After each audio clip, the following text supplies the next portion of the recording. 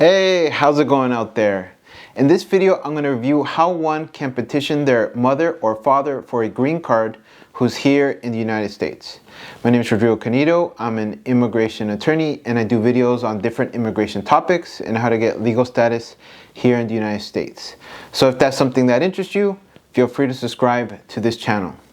I will say I've been away for some time because I've had a lot of immigration court cases in the last couple of months. But I'm happy to be back and doing videos, some information videos for the public. All right, so let's get into it. If you want to apply for a green card for your parents, obviously you have to qualify. All right, so what are the qualifications? Let's look first at the kids, right? Or in this case, they actually have to be at least 21 years of age. All right, so the first requirement is they have to be at least 21 years of age. The second requirement is they have to be a U.S. citizen, all right? So their son or daughter has to be a U.S. citizen who's at least 21 years of age if they want to petition their mother or father. And the third one is one you may not have heard of, but they actually they cannot have any crimes for anything against minors, okay? So if they have any crimes against minors, that may be a big problem for them to be able to move forward with the process. All right, at least generally, there might be some exceptions, something they can do for that, but that could be an issue. All right, so now let's look at the parents, okay? So if you're a parent and you want to qualify for a green card through your son or daughter and you're in the United States, first you either had to have entered with inspection or entered with what's called parole. So entering with inspection means what you probably think it means. So when you come through an airport, right, you're gonna meet with an immigration officer. They're gonna ask you some questions, right? And eventually, hopefully, right, they let you in. Also, if you're coming to the United States by land, coming in a car, there's gonna be an officer who will wave you in, right? So that's entering with inspection, all right? Another way you can qualify is through parole. Now in 2025, we'll see how much parole is given to those trying to enter the United States, see if any is given. All right, but parole basically is like a humanitarian entry that an immigration officer can give you if you're trying to enter the United States. So both of those qualify to allow you to apply for a green card inside the United States.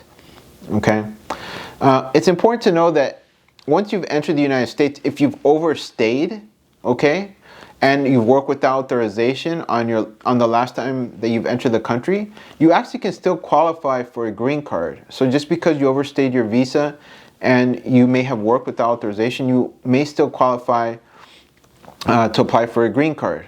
All right, that's not always the case, but in this particular situation, if the person petitioning you is a U.S. citizen son or U.S. citizen daughter and they qualify 21 years of age, then you may still be able to move forward with the process. All right.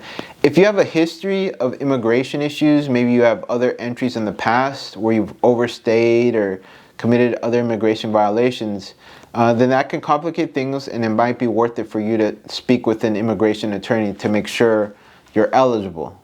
Okay. Another issue is if you have a crime, right? Now, there's many different crimes that can be committed. Some may make you ineligible to move forward with the green card, and some are going to have almost no effect on you moving forward with the process.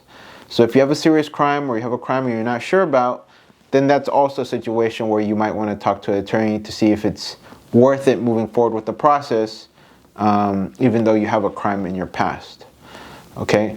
Other things they may look at is if you have any contagious diseases, although it's a very rare one, right? How many people walk around with contagious diseases, serious contagious diseases?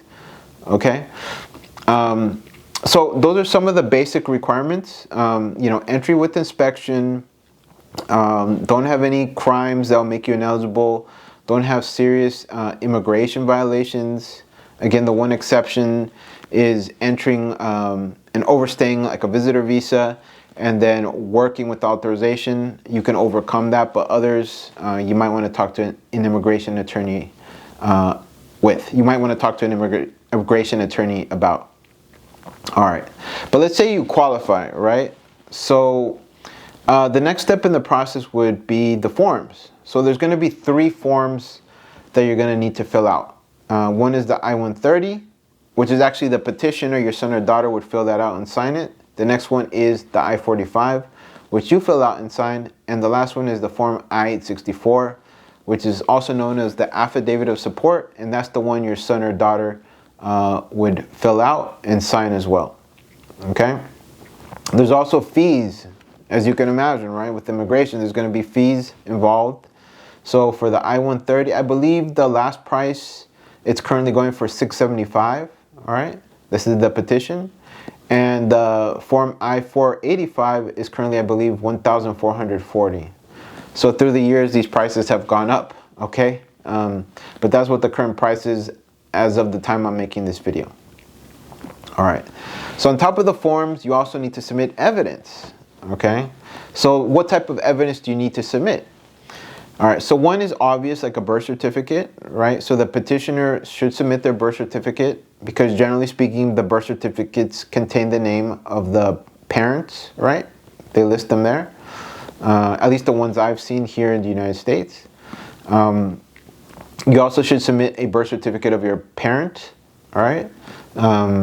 That's for identifying purposes. Passport also, again, for identifying purposes. And a passport also shows that the petitioner, right, your son or daughter, is a U.S. citizen. Okay? What else do you need? You need to submit pictures of your 2 passport pictures. So the size is 2 by 2 in color. And now there's many places you can go that you can have passport pictures taken. All right? And also a sealed medical exam. All right? Now there's some designated offices that specifically do the medical exams for green card applications. You can go online and find out where those are, or again, you can contact an immigration attorney and they can send you in the right direction to see where you can go for that.